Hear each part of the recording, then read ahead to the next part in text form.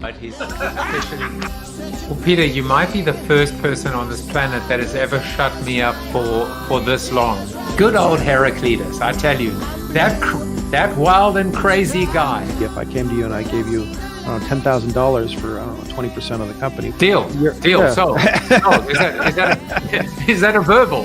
Younger than us, sorry to say, Joseph. What, younger than 20? Joe, we're just trying to help you because clearly you've lost control of the conversation. You know what? With all due respect, I never had control of the situation. Doesn't mean I'm overgone. What doesn't kill me makes you stronger. Look at you. You are insane. How did I do that? You're insane. So let me tell you about Seth Godin if you don't know who he is. He's the author of 20 books that have been bestsellers around the world and have been translated into more than 35 languages. He's also the founder of the Alt MBA and the Akimbo workshops, online seminars that have transformed the work of thousands of people. He writes about the post-industrial revolution, the way ideas spread, marketing, quitting, leadership, and most of all, changing everything. You might be familiar with his books, Lynchpin, Tribes, The Dip, and Purple Cow. His book, This Is Marketing, was an instant bestseller around the world. His newest book, The Practice, which was released last month, is already a bestseller. Seth has founded several companies, including Yoyodyne and Squidoo. His blog, which you can find by just typing the word Seth into Google, is one of the most popular in the world. His podcast is in the top 1% of all podcasts worldwide. In 2018, he was inducted into the Marketing Hall of Fame. More than 20,000 people have taken the powerful Akimbo workshops he founded, including the Alt MBA and the Marketing Seminar. And he is my guest today on Corona TV. Let's welcome him on, Mr. Seth Godin. Welcome to the show. Straight from the Glowforge, still smelling like burnt wood. Oh, look at that. There you go. Wow. Handing it over to you. You've got it now. It's yours. I caught it and I put it into my heart. But wait a second. One more order of business. You had something to surprise me. So, you know, I'm just hanging out with you and a purple cow. It's all about the backgrounds, man. I'm telling you, it is all about the background. So, you know, this is my sunflower background, which came to me when I interviewed Dr. Harry Cohen, who wrote the book, Be the Sun, Not the Salt. But now I'm just going to change it to a little compendium of just a few of your books. It's so colorful. It's very colorful having you on the show. Well, thanks. Thanks for having me. Well, Seth, there is so much to talk about with you. But one of the funniest things is, as I was saying to you in our green room, is that you sent the shortest brief and the best possible brief. One thing I've learned on the show is actually not to overthink things, be able to have a real conversation. And to have a real conversation, you can't really prepare questions because that's you controlling the conversation. You don't even know what your guest is gonna talk about. So there were three things that you wanted to talk about. But before we get there, I would like to tell people a story of how I met you. So my very, very first article that I ever wrote was called, I'd Rather Beg for Forgiveness Than Ask for Permission. And it was really all about the fact, I don't even know if you remember this. I don't. It was really all about, well, I'll show it to you. I found it thanks to the internet. It was on ClickZ. And I don't know whether this was clickbaiting or Seth baiting or Godin baiting, but I started off with Seth Godin set the industry abuzz with his permission-based marketing opt-in philosophy. And I think the point that I was trying to make, by the way, it was published in October 16th, 2001. Wow, just, you know, a month after 9/11. My whole point is I'd rather ask for forgiveness and beg for than beg for permission, was that the fact that even people that have in fact instituted what they call permission marketing insult us and don't give us relevance, etc. And I said I'd rather get spammed by something that is useful and relevant and remarkable to me, something that I didn't opt into, than the alternative. And the first comment on that blog was a scolding from Seth Godin, a schooling from Seth Godin. And I remember the blood rushing from my face thinking my career is over before it even began.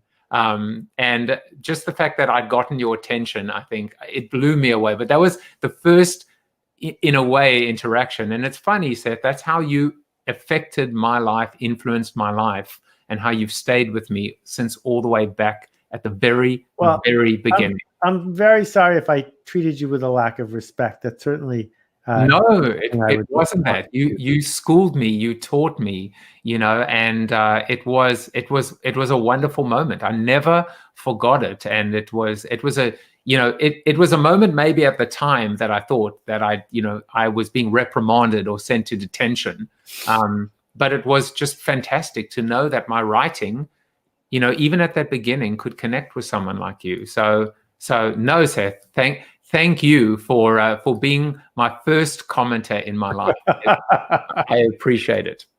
But Seth, you wanted to talk about three things, and I think let's get straight into them. The first thing was just one word: possibility.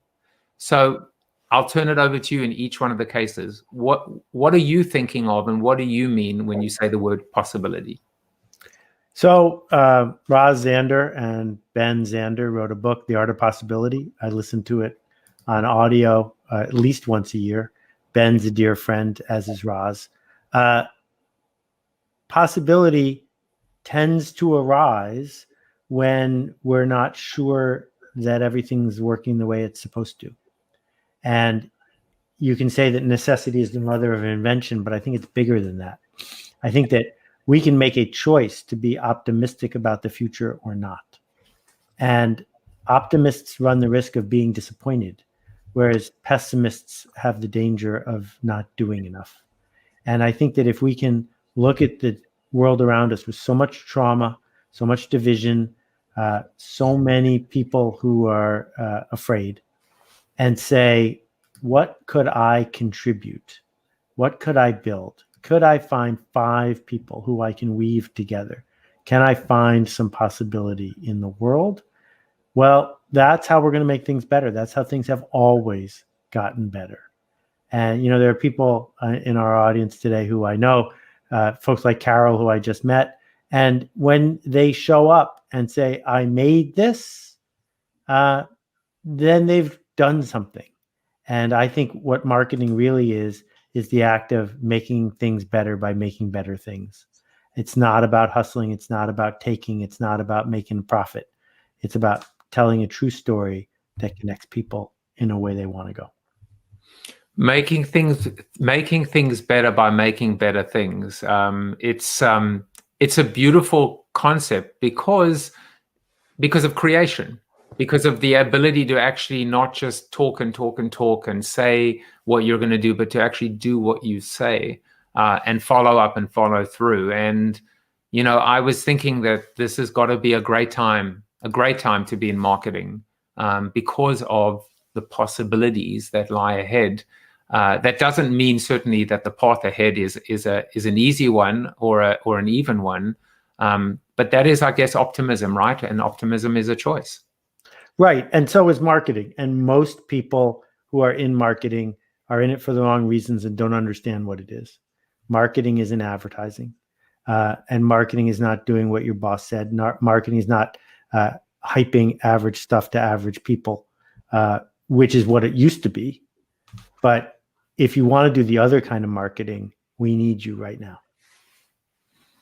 So how would you define that other type of marketing, that the new kind of marketing, besides this idea of doing what you say and creating? What are a couple of other tenets that would help round out a definition of the new marketing? So I call it modern marketing, and modern marketing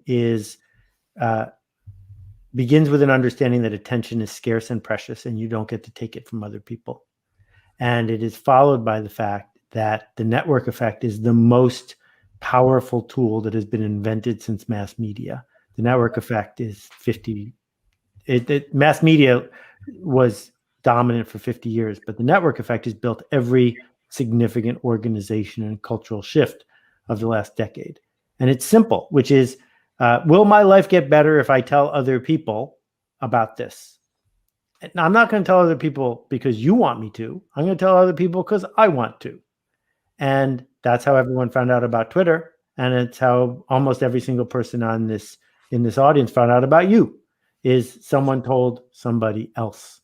And so modern marketing begins by saying, do I have a true story, something I can live up to? And number two is, when I tell that story, when I offer this to the world, will some of the people, the smallest viable audience, decide that their life is better if they tell other people? And most of the time, the answer is no.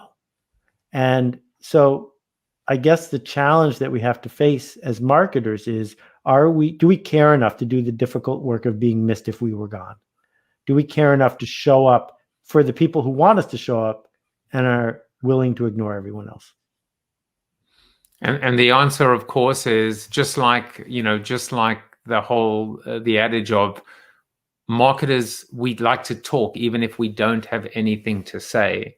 And then I love that little litmus test, right? Which is, what will they say about us when we're gone? Which is mortality. And it's a good kind of mortality, because it really is less about what comes after we're gone and more about, what are we doing right now to make a difference? What are we doing right now?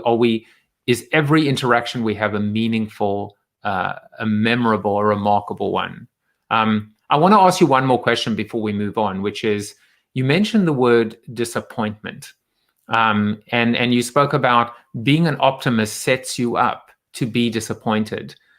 It's actually an intriguing thought, and I've never thought about it before, and I'm actually formulating what I'm thinking, what the question, which is, do we need to get better as professionals, as human beings, at managing and almost embracing disappointment as a part of life? Yeah, it's a great question. In your soliloquy, you talked about the fact that as we get older, we have fewer choices and options. That's actually not true. As we get older, we have more options. The problem is we have bigger sunk costs. And human beings are terrible at ignoring sunk costs. Ignoring sunk costs is the single most important thing you learn in business school. And I could talk about it for 5 hours, but I won't. But that's why it's hard as we get older, because we are surrounded by gifts from our former self that are difficult to walk away from. When we talk about optimism, optimism is a form of nostalgia for the future. It's a form of falling in love with a version of what might happen. And if you want to be good at it, you have to get good at being okay when it doesn't happen. And so there are two sides of the same coin: ignoring sunk costs, refusing the gifts from your former self, and embracing the disappointment that comes from being an optimist, because fixating on a version of the future that doesn't happen is helpful if it gets you going, but it's painful if you stick with it after the future has arrived. We have a few comments that pick up what we were saying. By the way, Jan, who's there, said, making things better by making better things. This makes me stand akimbo to go forward and create. David Libby says, optimism creates opportunity. And Tamara says, disappointment shouldn't be a tailspin, but an opportunity to learn. And there's Carol, said, ignoring sunk costs is repeated over and over in B score, and I suck at it. LOL as well.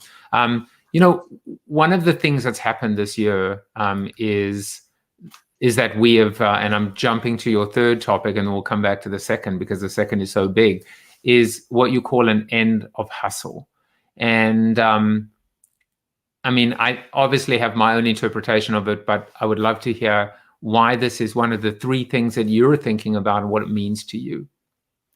So hustle is a byproduct of the industrial economy. If you have a factory, and you can be a solo entrepreneur who has a factory, and you're churning things out, suddenly the pressure on you to get more customers, to quote, get the word out, keeps increasing. And suddenly you become selfish. You become selfish, saying, I will parlay whatever leverage I have to steal whatever attention is necessary, because I got to get the word out, because this thing I'm building, producing is so great. I just got to get more people to buy it. And many of the people who call themselves marketers on the internet these days are actually narrators, gurus of hustle, which is how do we close talk people? How do we get in their face? How do we trick them so that reciprocity kicks in? They're misusing Cialdini, they're misusing Kotler, and saying, how do I play humans against themselves so I can get what I want? And it's all around us, but that doesn't mean it's right, and it doesn't mean it's sustainable. And when I think about the people 15 years ago and 10 years ago who were telling me I was doing things wrong and who were pointing out the hustle shortcuts and the Lamborghinis in their garage or whatever it is, they're not around anymore because hustle burns itself out. It's not a fuel that burns clean. What burns clean is generosity, is showing up in a way that people are glad to see you. And it's not the short road, but it is the sustainable one. This idea of it's not a fuel that burns clean, this idea, slowing down, being in the moment, being present, recognizing right now that life is fleeting and potentially passing us by.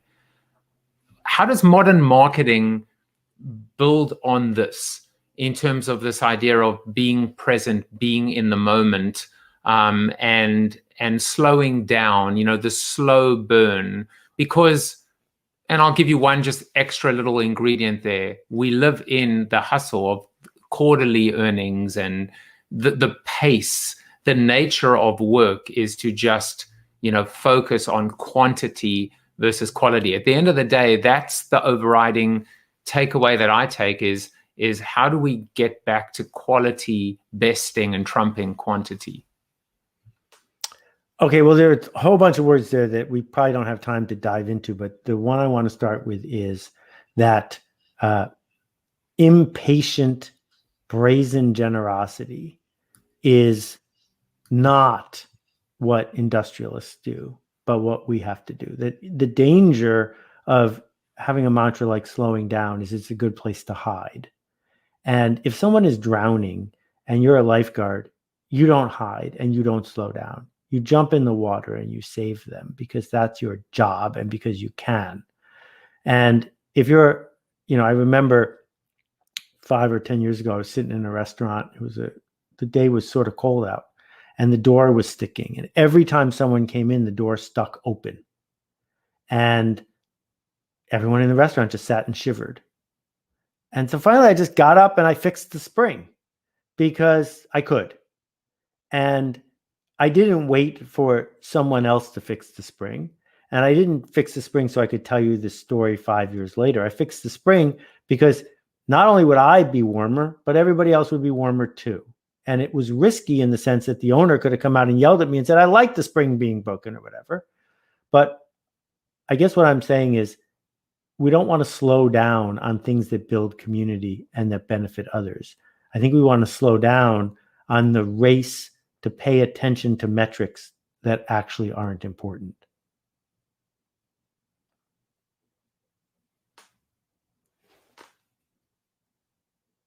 There you go. Thank you. That was a nice subtle, because by the way, listening to you, I even stopped normally I take notes, right? My little cheat. Let me tell you what my cheat is. This is my cheat. So and that's not the cheat either. That's the book that we'll talk about soon. But my cheat is I do this, and sometimes I do that. And while I'm doing that, I'm taking notes because I don't want to lose this. But you know what? This one is so simple. I'm going to go back and watch this whole thing again, maybe with my family, and process this. What I've also been doing in the background is trying to message Mr. Philip Kotler, Professor Kotler, who tells me he's on StreamYard, and yet he's not on StreamYard. He's in someone else's conversation. I don't know what's going on, but I certainly sent him the right StreamYard, and I was texting him as well. But you actually said something that I picked up right at the end, which is it's actually, and I suppose this is true to life, right? It's never or, it's never extremes. It's always and.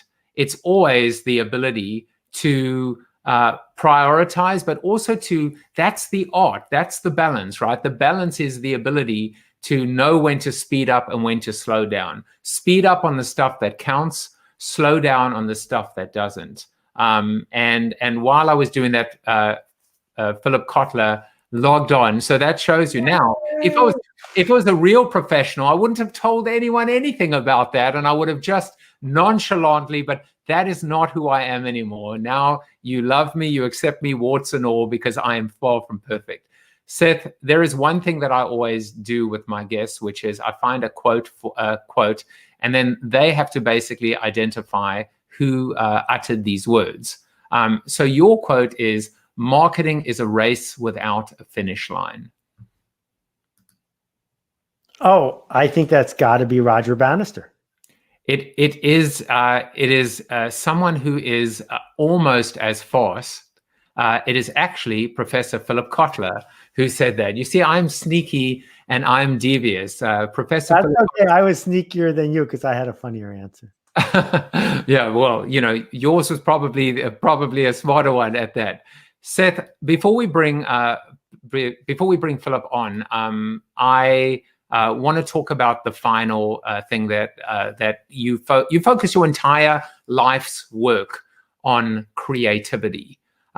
Please define what is creativity from Seth Godin's perspective. And as you do, what I would love to do and what I will show on the screen is some of your current projects, your incredible book, your workshops, and some of your passion points at the moment. Oh, it's super nice of you. Creativity has nothing to do with being clever or being artistic. Creativity is simply solving interesting problems. And if you don't ship it, it doesn't count because if you don't ship it, you didn't solve a problem. An interesting problem could be a new way to build a bridge with fewer materials. An interesting problem could be a way to get somebody in your circle to speak up when they are afraid or have been traumatized. These are all interesting problems that demand creative solutions. And so what it means to make art is to do human work that hasn't been done before, that might not work, that makes things better. Human work, which implies flawed, but also implies heart, that might not work. Again, that is not necessarily perfect, that makes people's lives better, that actually serves a purpose, delivers value, utility. And then, of course, above all of that is this idea of shipping.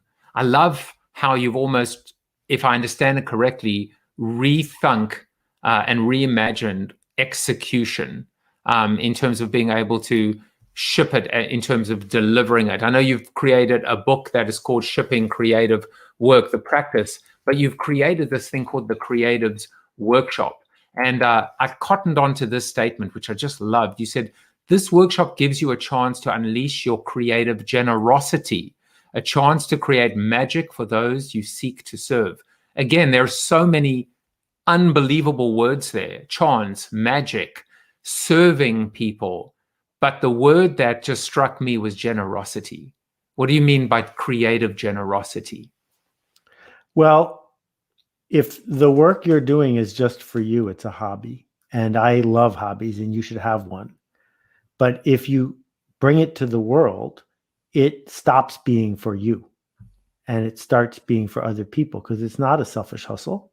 It is a chance to turn on lights for other people. And if you turn on a light, the photons don't care who's benefiting from them. Everyone gets to see. And so the generous work of Miles Davis or the generous work of Ignaz Semmelweis was turning on a light for people. And long, long after they're gone, we get to still be able to see. Generosity is obviously bigger than just keeping it for yourself. That selfishness, it's hoarding.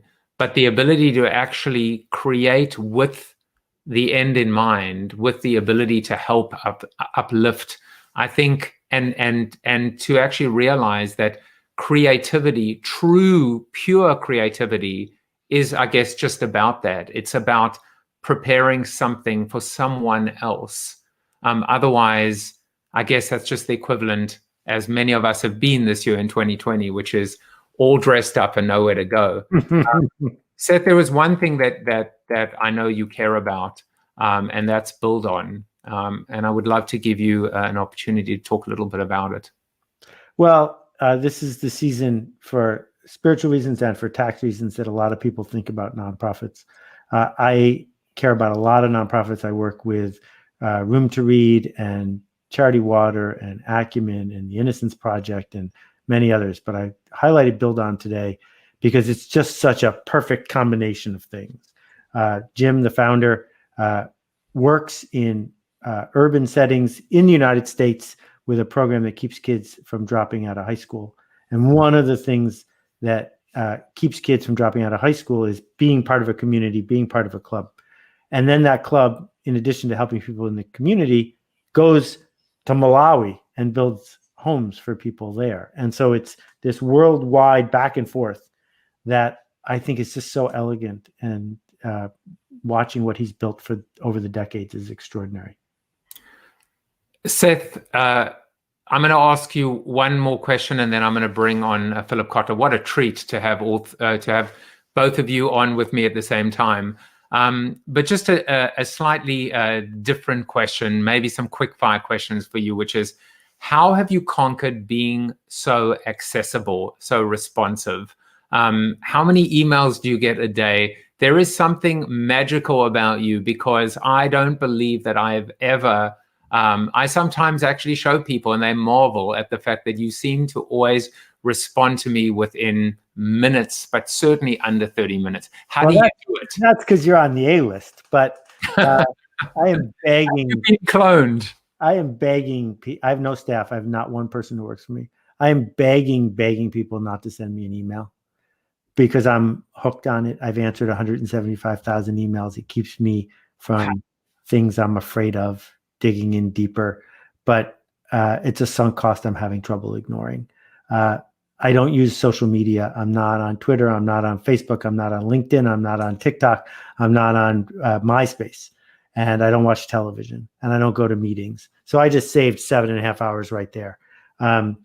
But I decided a long time ago that if a human being cares enough to engage with me in a non-anonymous, dignified, gentle, and open way, then I'll do my best to do the same for them.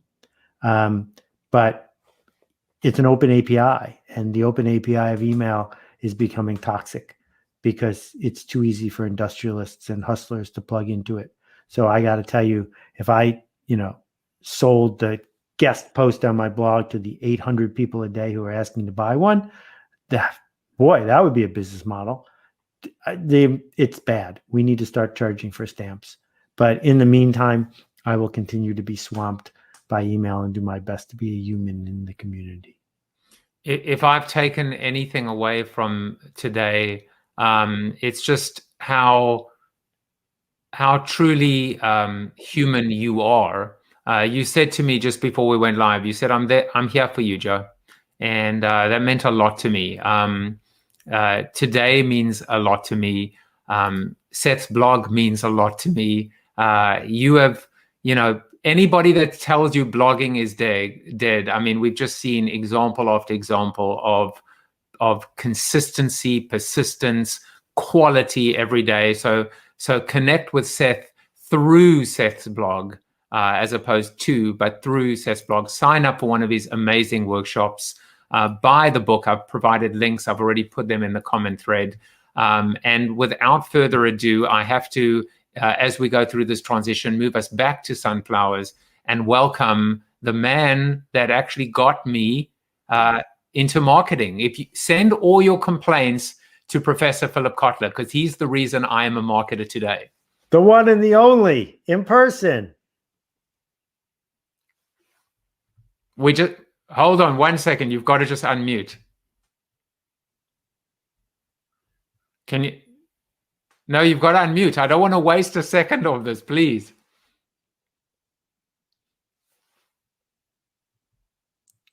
I'm gonna put words in your mouth. Joseph, you are without question the smartest person that I've ever met in my life. No, I'm kidding. Just try and figure out how to unmute. Press the space bar. See if that makes a difference. Press and hold the space bar. Press the space bar. Hit the little cog that says camera mic. It's gonna come. It's gonna come. Not yet, but you can. But keep trying. We've got patience. While you're trying, so you're not on the spot, you keep talking, and Joseph's going to ask me the question he wanted me to prepare for, which you didn't ask, which is, what's the question that no one's ever asked me before? So I can't like walk away until you ask me that question. So you do that while Professor Kotler keeps trying to talk, and the minute we hear him, we can go back. How does that sound? So Philip, just keep talking, play around, and as soon as we hear your voice, we'll bring you back, and I will make you go full screen right now, Seth. So what is this is, by the way, this is the voice of God camera mode. What is the one question that you've never been asked or the one you wish you'd been asked? No one has ever asked me what's my favorite Far Side cartoon and why. And what is the answer? Well, you haven't asked me yet. What is your favorite Far Side cartoon and why? So Gary did this cartoon a really long time ago, and the caption is "Cow Tools." And this is the best version I could find on the internet because he doesn't like it when people put his cartoons on the internet. This led to more than 1,000 letters, like with stamps, being sent to his syndicate from people who didn't understand the cartoon. And so the first reason that I love this cartoon is because a lot of people didn't get the joke. That's why you read The Far Side. If you get the joke every time, you should be reading Archie. Number two is because I got the joke. The joke was for me, the smallest viable audience. It is for me, this whole thing is a metaphor for the symbolism of creativity. It's not for everyone. And if someone wants me to explain it, you can go ahead and put that in the comments. But this is such a smart group. I'm pretty confident you've all figured it out. Back to you, Joseph. Nice. Well, do we have sound yet? I think we do. I hear typing. Well, I'm here. Oh, music to my ears and to my Can heart. I make a suggestion? Next time, start at 11:30, not 11:50. Make sure both guests can be on. And because I have so many microphones and I've done Zoom a million times, but you win the most frustrating time on this effort. But let's go on. Seth, I'm sorry I missed your talk. I hope this has been recorded. Don't worry. But and so on. I'm happy to be on now. Well, I'm happy to see you, Professor. Congratulations on being 50 years old, by the way. Thank you. Will you let me know when you turn 50 what it's like? Okay. Well, I can't remember that, but I'll tell you when I'm 100. Okay. Which is a day that if you ever want me to come on your show, I will be there. I'm going to take advantage of having both of you on by asking you, first of all, the Corona question, which I ask all of my guests this week, which is, what is the one silver lining, if any, that you'll take away from 2020? Yeah. Can I give you my answer? My answer is the election of Biden and Harris, because we're getting rid of a madman who would have destroyed the country, especially if he had 4 more years. So that's the silver lining. What about you, Mr. Godin? I think it forced a lot of people to make friends with themselves. Yeah, exactly. Now I'm going to ask you to get to know themselves. Yeah. And as I was saying to Seth, I truly got to know myself this year. I've changed in so many ways, all of them good, but ultimately all of them about growth.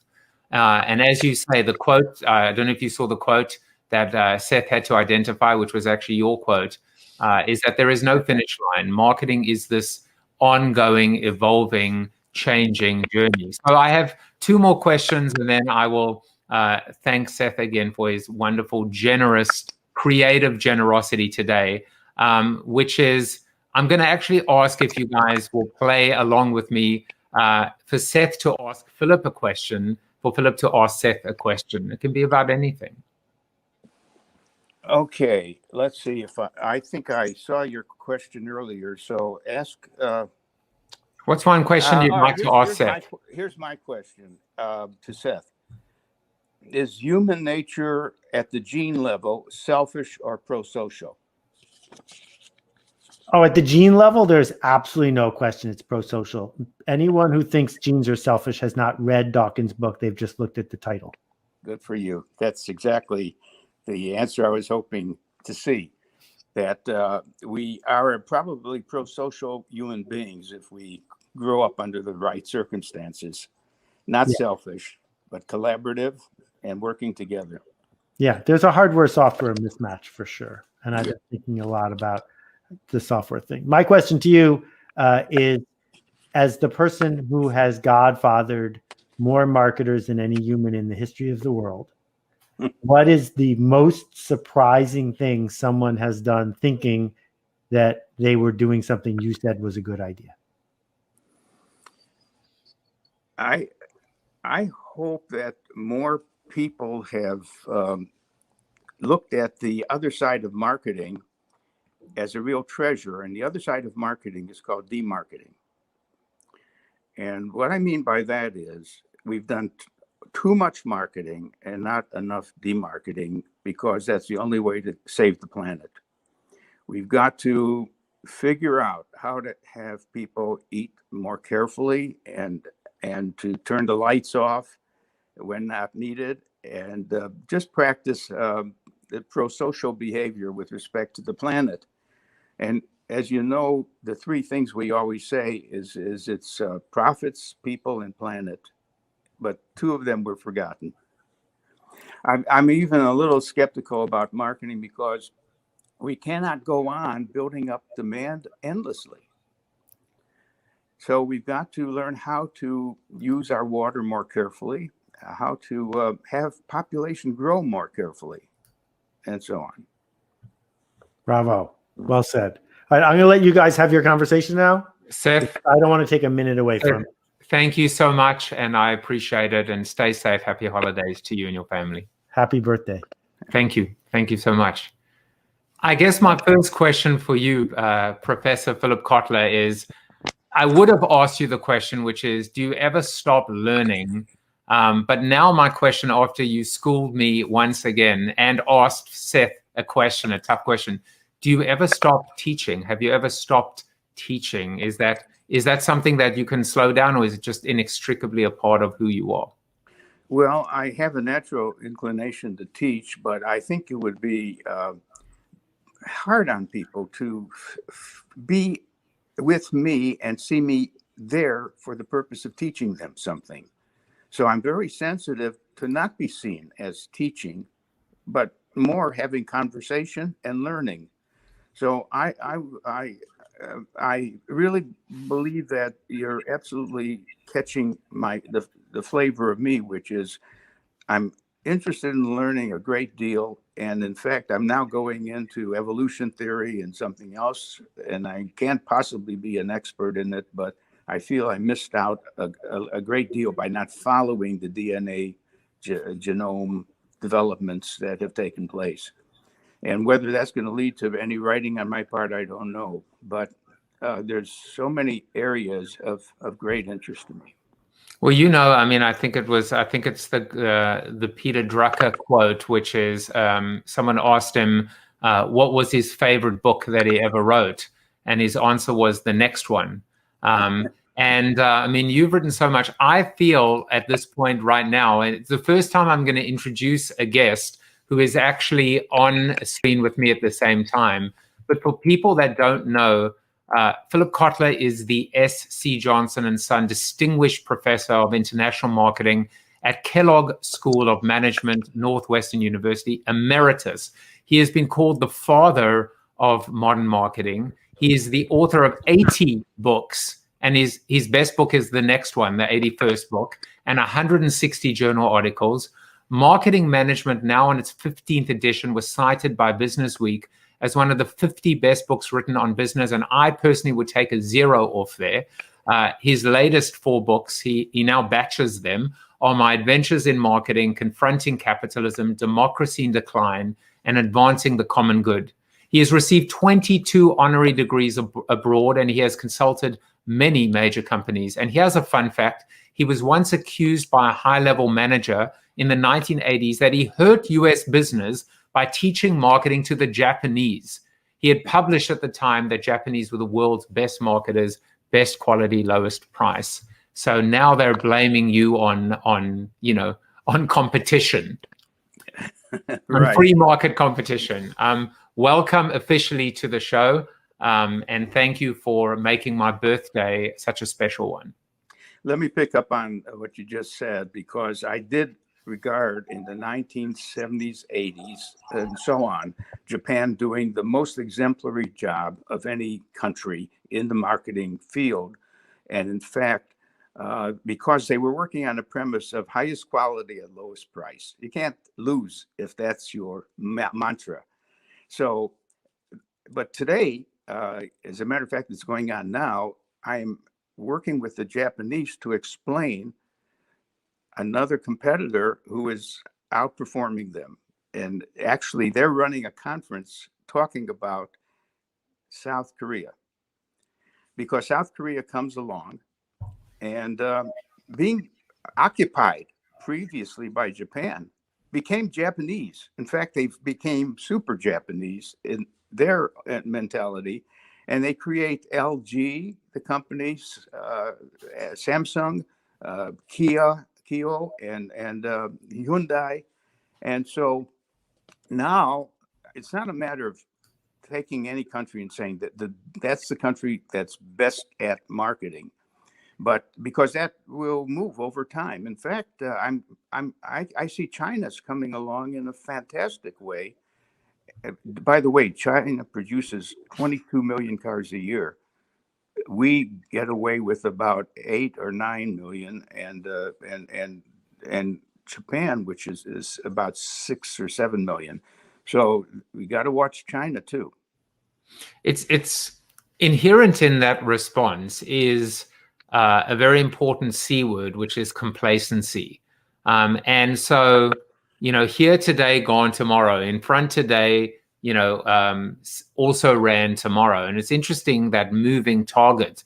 I feel almost, even when we look at the US, when we look at the US in general, you and I have had this conversation before about the fact that no dynasty, no civilization, no corporation lives forever. How foolish and how arrogant are we if we believe the greatest country in the world, the United States of America, brand America, that we will be the superpower and that shining light on the hill for all to be able to be inspired by, if we don't very, very quickly recognize the dangers, the toxic dangers of arrogance, hubris, and complacency. Absolutely. I think that we have a lot of reframing to do in this country about what we want to not only do for ourselves, but to do for the rest of the world. At the one time, we were so sure that of our mission, which was to help democracy and capitalism perform its outstanding miracles. But now here's what's happened. When you look at how good our students are in mathematics or in the STEM areas, it's lucky if we're number 20 or 21. When you look at how are we a happy country? Well, we're number 19 in happiness. You got to go to Scandinavia to see that all 4 or 5 or 6 Nordic countries are just doing so well. And not only happiness, the other is, just what we call wellness, being physically well and so on, and mentally well. And we're about 20 at that level. So when Trump comes along and says, make America great again, we have lost something. We used to welcome people from abroad, give us your poor. And now we are in the position of keeping them out to the extent possible. So we have lost our values. We're not living our values. Now, either we have to find new ones, or here's the thing about the contrast between China and the US now. We were the path breakers and the model for other countries. There's no question about that. China's becoming, especially for the Asian countries, the model. Well, why? They've reduced poverty by the largest amount possible, unimaginable amount. They have built around, they're building now the whole belt and system where goods could be made somewhere in the Asia and travel right efficiently to Europe and then to the States. And they're path breaking in the kinds of things they're thinking about doing. Now, we have to also figure out what is our version of the good life for people, and are we practicing it? And we've got the problem of racism and so many other things, but no one's giving up. There's a silver lining to all this, just in expressing the fact that we are lost and have to find ourselves again. When we met the very first time, it was, and I will never forget it. I was actually applying to do an MBA at Kellogg, and the reason why I wanted to come to Kellogg was because of you. And I attended one of your classes, and you can see my background. I'm in one of your classes right now on many levels. And I remember, I think, coming up to you like a fanboy and going, you know, I wanted to attend one of your lectures. I learned from your textbooks. I think you called security on me, or at least you had the button underneath the desk. And then years go by. I didn't do my MBA, but I've ended up writing books. But I was asked to speak at an event in Caracas in Venezuela. There were two speakers, you and yourself and myself. And I will never forget, and I want to share the story, how we ended up spending about an hour together up in the penthouse in a bar. There was no one else. They opened it just for us. And we spoke and we spoke and we spoke for about an hour. And I was just talking, trying to impress, verbal diarrhea coming out of my mouth. And you listened and you took notes. Probably. I may have published the notes too. I hope you did. Yeah, I hope you did. But I've told, I don't know how many thousands of people that story, how I said, Professor Philip Kotler was not only actively learning in this meeting, but he was learning from me. And what was I doing? What was I learning? Well, I guess I learned one thing, which is the fact that I wasn't learning enough. The other thing that blew me away with you is how you are an activist today. Your thinking, it is so necessary and so needed. Your thinking on conscious capitalism, on the evolution of capitalism. It's amazing to see how you are as young as you've ever been in terms of not just your ideas that are fresh, that are cutting edge, but the fight inside you. And I just wonder why so many people don't have that fight inside them. It's interesting. I guess it's partly due to my role model, which is Peter Drucker. Peter, in his early 90s, he was still fighting and writing and thinking and so on. And I had a professor like that at the University of Chicago who just never. Oh, I lost you there. Yeah, I guess I'm going to cut off some. No, you're back. You're back. Okay.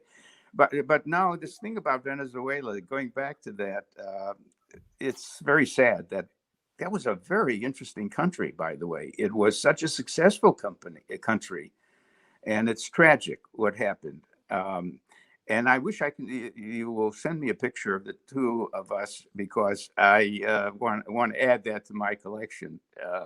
So I have a copy of how you used to look and how you look today.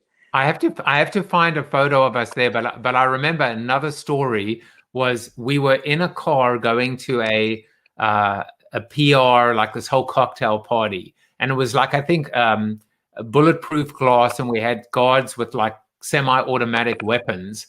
And I remember, just making idle conversation with them, and I said to them, "So you're with Kotler and Jaffe today. What's your next gig?" And they said, "Tomorrow night we're with Maroon 5." And I thought, I felt that was the one day in my life I felt like a rock star. But before we have a few moments left, and I definitely wanted to, we're going to have to figure out a way to keep this conversation going, because I mean, these are the things you wanted to talk about today.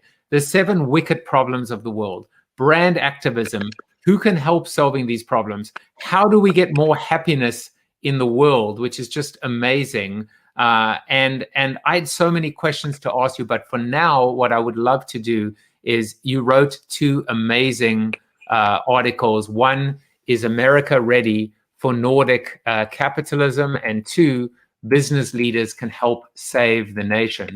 And I would love for you to, just continue this conversation just briefly on the evolution of capitalism and how important it is, quite frankly, for what role can marketing and marketers play in terms of leading this change and this charge? Yes, the thesis in the article about Is America Ready for Nordic Capitalism is the following, that basically we want to be good as a society with respect to the common goods in the society, common goods being what you eat and what you wear as clothing, and marketing does a superb job of delivering innovations and delight in common goods.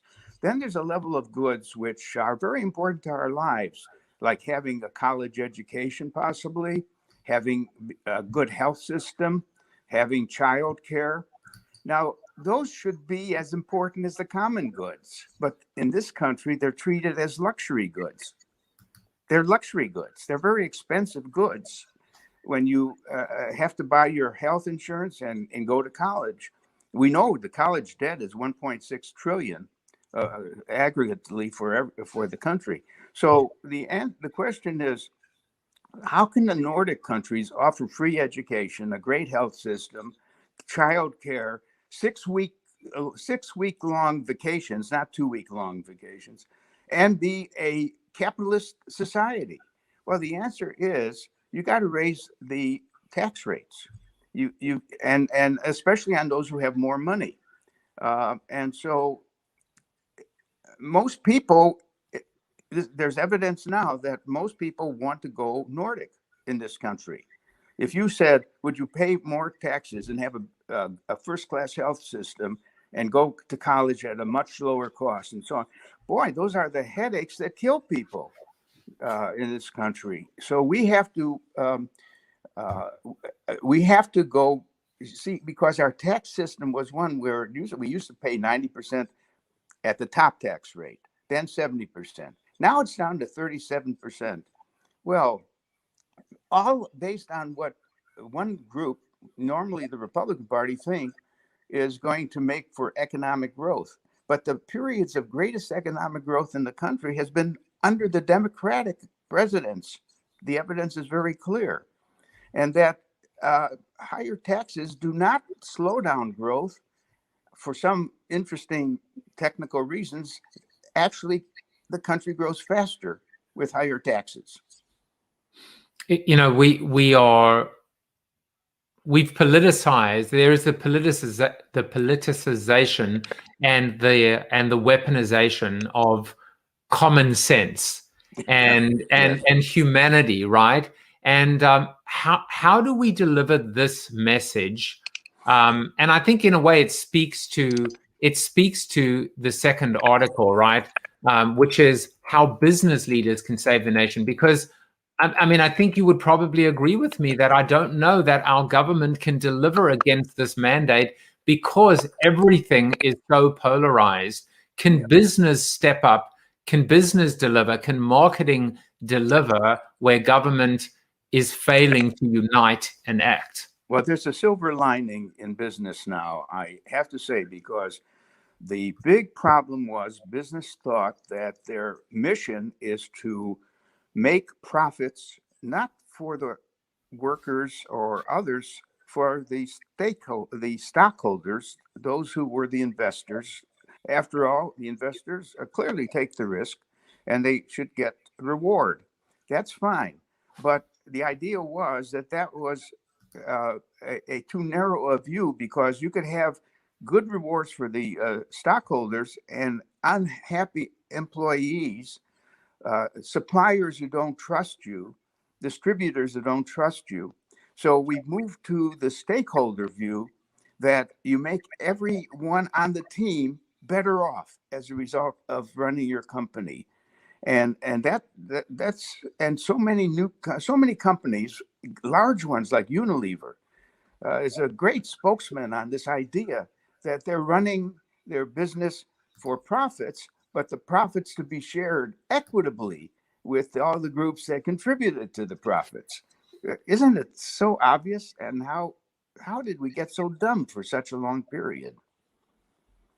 Well, it seems, and you speak about silver linings. This year, I interviewed CMOs from P&G and Unilever and General Motors and General Mills and BlackRock, and I was blown away by the level of activism inside these executives, just like I was when I met you.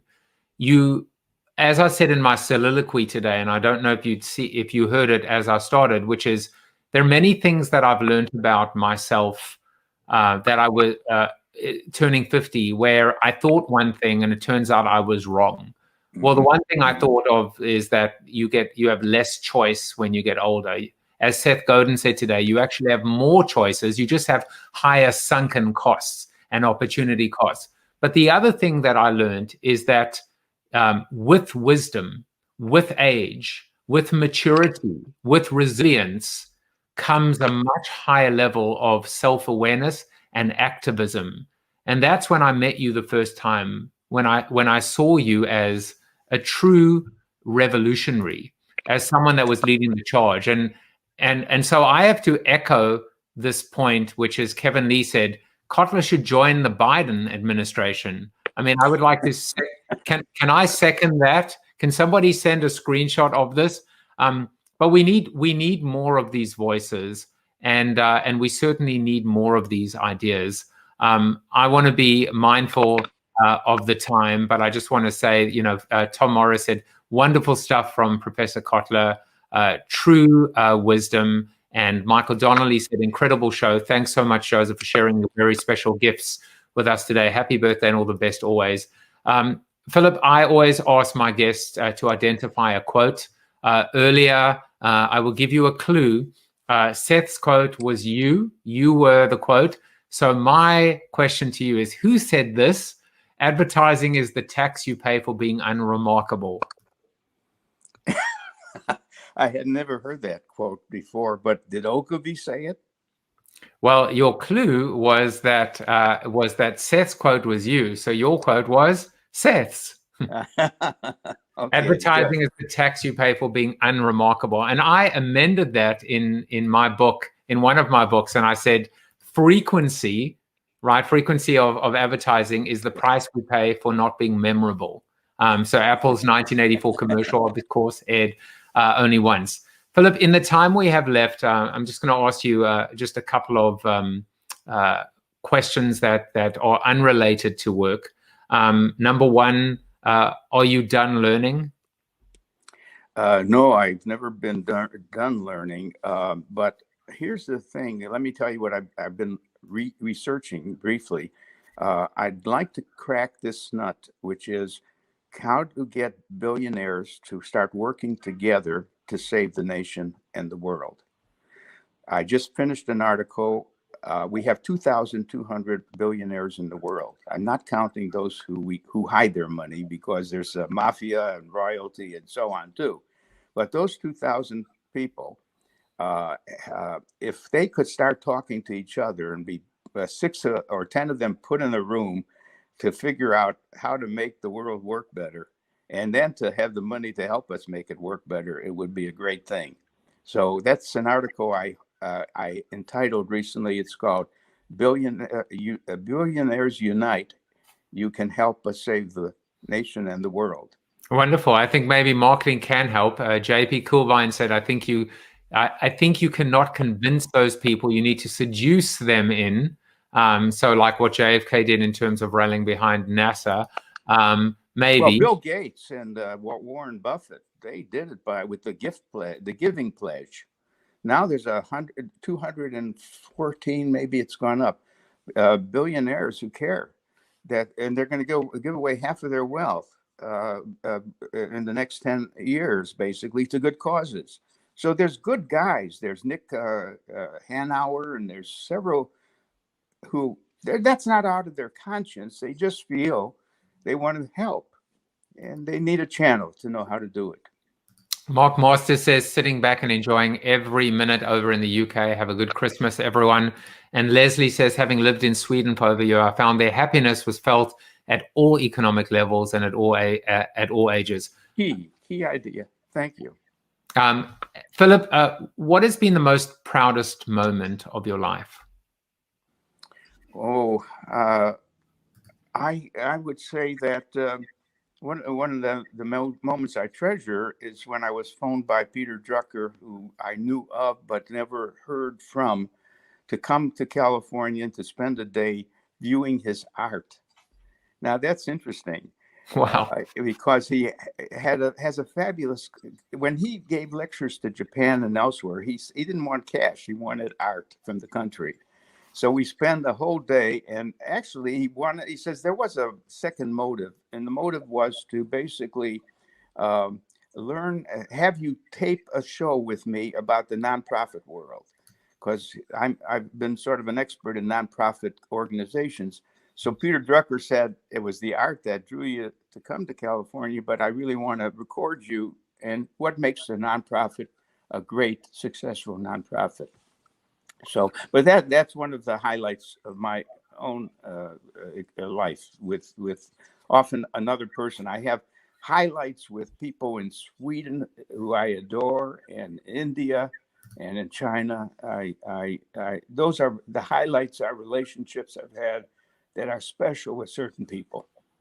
Well, I tell you, there is no question that one of the highlights of my life, which is a continuous highlight, has been meeting an idol, a role model, a mentor, a father figure, all of the above, and that would be you. It's incredible when a book changes your life, your whole career, and that's what your textbook did to me. I suddenly realized that I was a marketer, but you have continued to write. This is one of your most recent books, Advancing the Common Good, Strategies for Businesses, Governments, and Nonprofits. And I've pasted that in the comments to find out that this journey, this marketing journey continues, and you continue to lead us. So I want to thank you for coming in and spending time with me on my 50th birthday. I hope and I pray if I'm given the ability, mentally, physically, to be more like you in my life. Joseph, thank you so much. And it's a real pleasure to know you and count you as a good and dear friend. Thank you so much. Well, you may not say that after I tell you that last year we met and I recorded an hour and a half conversation between us. I have not released it because I was waiting for the right time. That right time is going to be soon. So for those of you that want an encore with Philip and I wasn't trying to hoard it, but we have a magnificent conversation between us, and I will let you know when it's ready for broadcast. But the world needs to hear more of you, Philip, and I just want to look at some of the comments as well. Kevin Lee says, we'll have to buy a copy of the latest Kotler books, have the classics. Every book is an absolute classic. And Tom Morris says, now I've got to read as much Philip Kotler as possible. And he has an open invitation to the Morris House. I think he wants you to bring him art or look at his art. All I know is that he's got a very bad painting with absinthe in the background. E.B. Moss says, thank you for giving us this gift on your birthday. Trust me, the gift of Philip Kotler is all of ours. Philip, thank you so much. For those of you that want to find out more about him, you can follow him on Twitter, Kotl. You can connect with him on LinkedIn. You can connect with him on Instagram. He's on Instagram as well. Definitely buy his latest books as well. And I would be remiss if I didn't say one more thing, Philip, which is you are starting Marketers Beyond Borders. Just tell us about that very briefly. Well, the idea came from Doctors Beyond or Without Borders. And I said, there's so many companies in the world who don't understand marketing. They think they're using it, and even then they don't really get the value out of it. And maybe we should just be available to companies at no charge to send someone over. I'm just like a doctor. I'm there to help you, and and if you want the help, just let me know. So I haven't yet organized the group called Marketers Without Borders. You would be a wonderful person, Joe, to be one of them.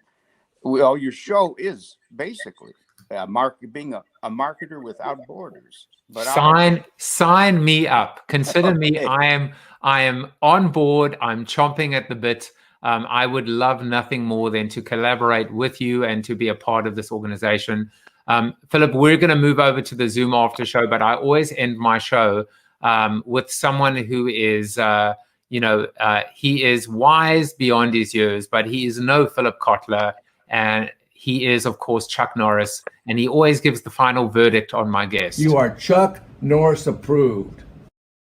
There you go. So I will be back on Monday. Merry Christmas to everybody. Happy holidays. Take care of yourselves. And again, Philip, thank you for making my day so special. Sure. And Happy New Year to everyone, too. To you too.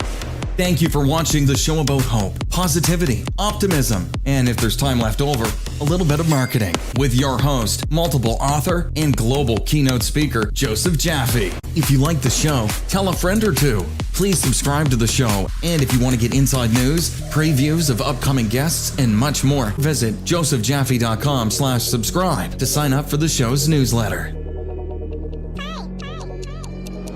And despite the best ministrations of your wife, you still look ugly.